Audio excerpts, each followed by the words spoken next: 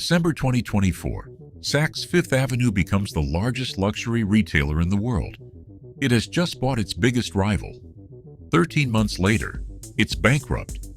This is a store that survived the Great Depression, 2 world wars, the shopping mall, and Amazon. 160 years of American luxury. And it wasn't the internet that finally killed it. It wasn't a bad product. It was one deal. Saks borrowed $2.7 billion to swallow Neiman Marcus, and that debt took them both down. This is the autopsy of how the most famous department store on earth bet the house and lost it.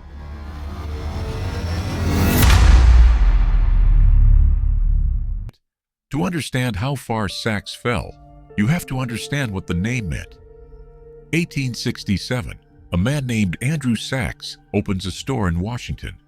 By 1924, that name is on a building on Fifth Avenue in Manhattan, and the address becomes shorthand for a single idea. This is where luxury lives. You didn't have to afford Saks to know what it was. It was in the movies, on the shopping bags people kept. For someone on the other side of the world who'd never set foot in America, Saks Fifth Avenue simply was the department store. And it wasn't alone. Neiman Marcus, out of Dallas since 1907, turned shopping into theater.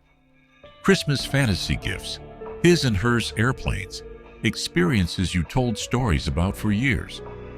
Bergdorf Goodman, a New York landmark, sat at the very top of the pyramid. These weren't just shops. They were institutions, the places that decided what luxury even was. And by 2024, one company was about to own all three. That company was Saks, or really, the ancient retailer that owned it, Hudson's Bay, run by a real estate dealmaker named Richard Baker. And Baker had a plan to save the department store from decline. Get bigger. In July 2024, Saks announced it would buy Neiman Marcus for $2.7 billion. Put the 2 biggest names in American luxury under one roof and call it Saks Global, the largest multi-brand luxury retailer in the world. On paper, it sounded powerful. Amazon put money in. So did Salesforce. But the part almost nobody looked hard at was how they paid for it. $2.2 billion of the deal was funded with junk bonds, high-interest debt. When the dust settled, the new company was carrying around $4.7 billion in debt. And here's the irony that should have been a flashing red warning.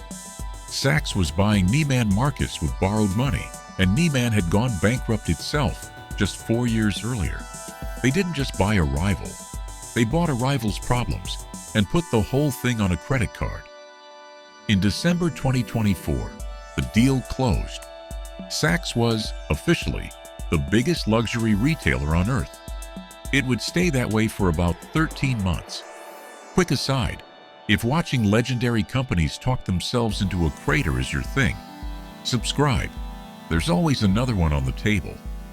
Because a store this famous was about to discover what happens when you can't pay your bills. Here's what debt does to a store. Doesn't blow up, it strangles. Because a luxury department store doesn't actually own most of what it sells. It stocks other people's brands, Chanel, Louis Vuitton, Estée Lauder, and those brands only keep shipping if they get paid. By late 2025, Saks wasn't paying. It owed Chanel alone $136 million, and tens of millions more to the owner of Louis Vuitton. So the brands did the only rational thing. They stopped shipping. And that's where the spiral begins, and it feeds itself. No payments, so no new inventory. In the second half of 2025 alone, more than $550 million of expected stock simply never arrived. No inventory, so the shelves go bare. Bare shelves, so a customer walks into a Saks, finds nothing worth buying and leaves. Fewer sales, so even less cash. And less cash means even more unpaid vendors. Round and round and round. A company that looked like an empire on paper was quietly running out of things to sell.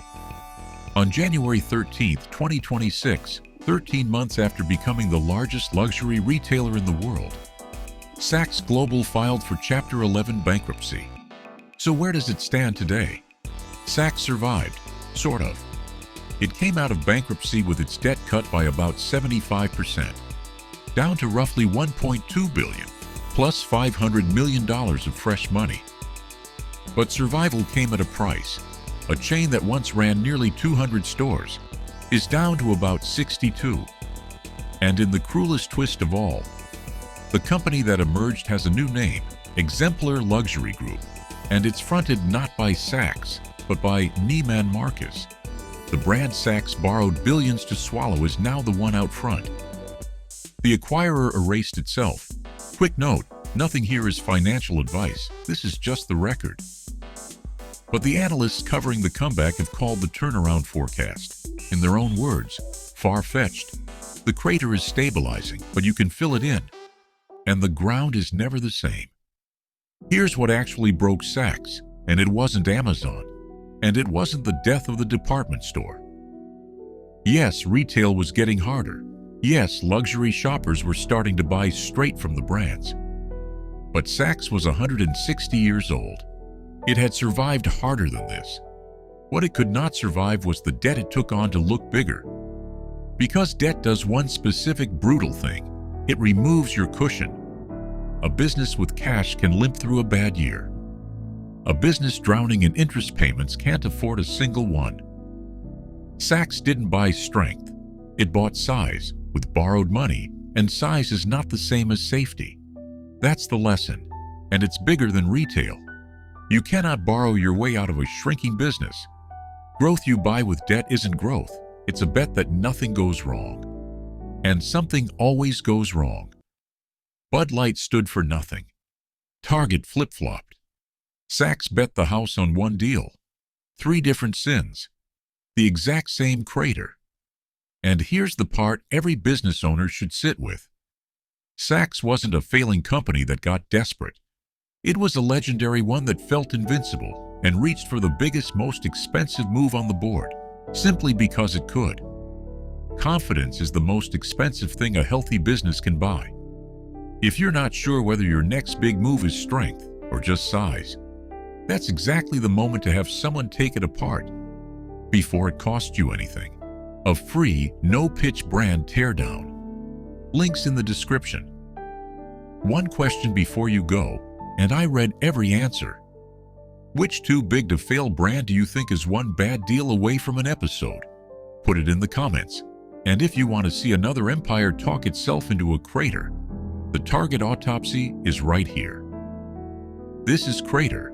See you at the next collapse.